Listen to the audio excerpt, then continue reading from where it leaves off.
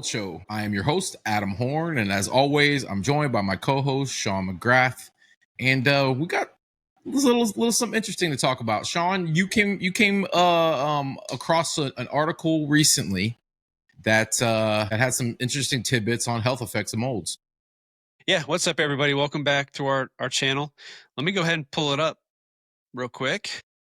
It's an article from the National Institute of Environmental Health Sciences, and I love that we're starting to add and recognize more symptoms and health effects from mold. If we scroll down a little bit here, first thing we see are some of the most common forms of mold, especially in the indoor environment. Yeah, common indoor molds: Veneria, Aspergillus, Cladosporium, Penicillium, Dachybotrias. I think I would agree with a lot of those. The only one I would add is Chaetomium. We see that a lot, especially when Stachybotrias is present. We're going to see Chaetomium in a lot of cases in close proximity.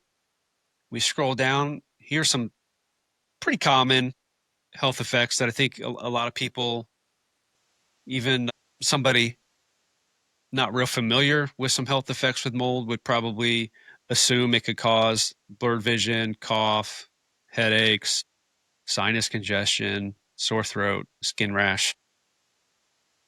I want to go down a little bit and start talking about some of these other things that we've been preaching for a while that are finally starting to be recognized. Cognitive issues.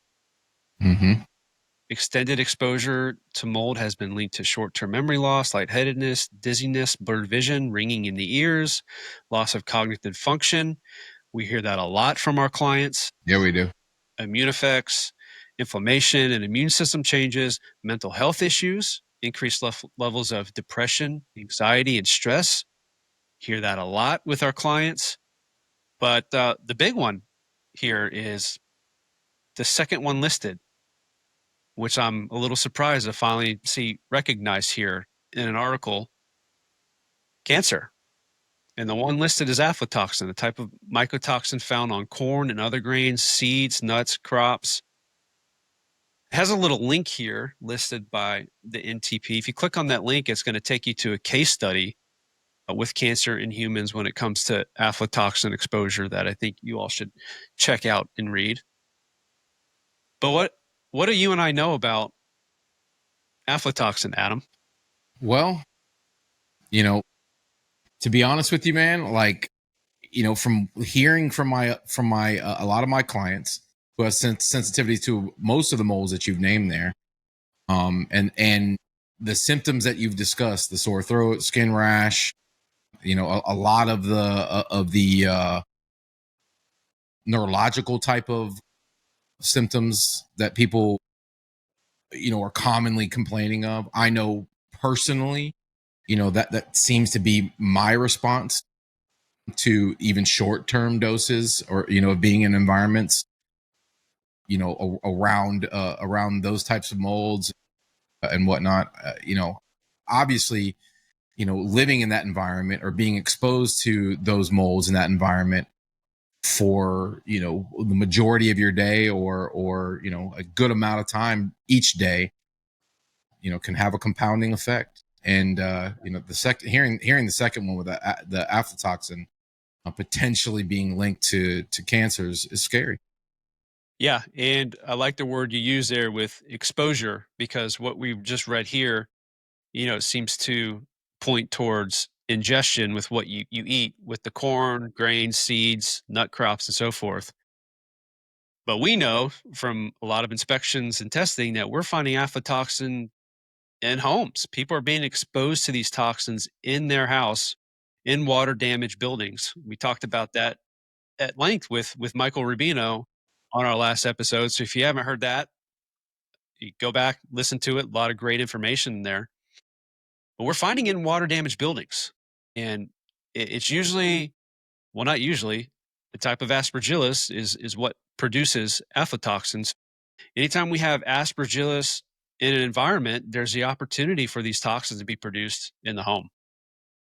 Yeah, and as we've said, on and we say on most of our podcasts, we are not health professionals. Obviously, you need to go seek professional opinions in regards to finding out how these exposures might be affecting you.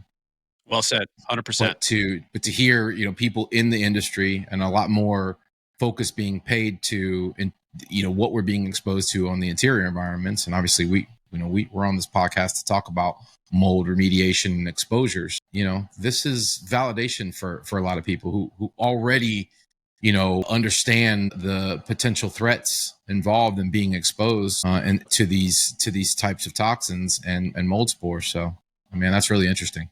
Yeah.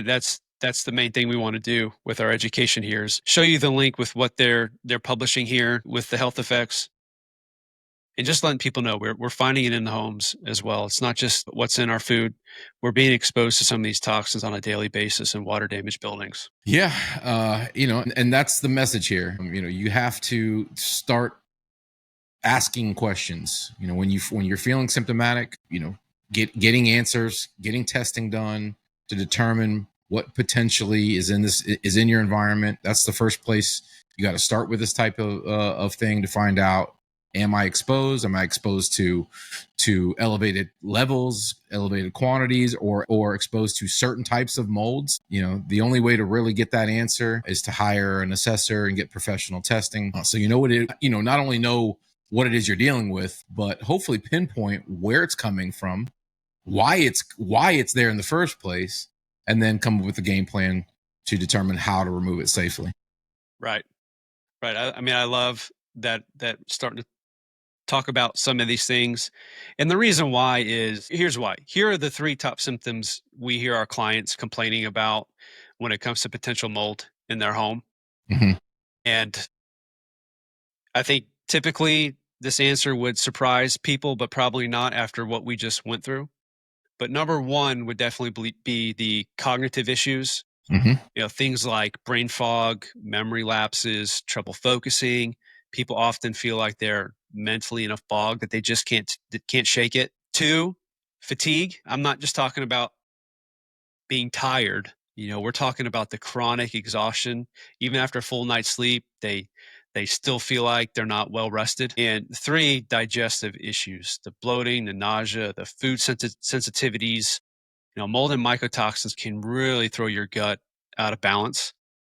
So I love that we're talking about more than just the stereotypical symptoms now when it comes to Mm-hmm. mold exposure. Yeah, and exposure, as you mentioned, can come in a variety of different ways, from physically coming in contact with the spore to ingesting it through the air, or coming in contact with just the toxins, and then ingesting it through foods. Mm-hmm. I had a conversation with my wife and one of her yoga instructors about their exposures with coffees and how they've had to switch brands, and have been paying close attention to how they store certain things like coffees and grains and whatnot, because it's not something you would necessarily consider until you start really looking closer at everything in your environment, including ingestion of things like foods and coffees and whatnot. Yeah. And the reason why you're always going to see me wearing a hat, long sleeves, long pants, minimum when I'm in the field. A lot of times I'll even wear a Tyvek, believe it or not. And I always have a respirator on. Our skin is our largest organ, and we're Mm-hmm. learning more and more that we can absorb these toxins through our skin. So when I'm out in the field, man, I'm always wearing long sleeves, usually a shirt up to here. Ideally, in really bad environments, I'm going to want to wear a Tyvek, even though we're not doing demo, because I don't want any of those mold mycotoxins being absorbed through my skin. Well, it's not bad practice, and obviously, people find us in every different capacity. There's people out there who we've talked to and talked about in the past that tackle these projects on their own, and wearing protection or protecting yourself in just minimal facets, like you just described, is not bad practice. Ultimately, any way to limit your exposure is a good thing. 100%. Well, thanks for watching, guys. I hope you learned something with a little bit that we just read from this article. Please go check that article out again. It's from the National Institute of Environmental Health Sciences. There's some links with this article that'll take you to some case studies that are very interesting. Go educate yourselves. Learn some more about what's going on here.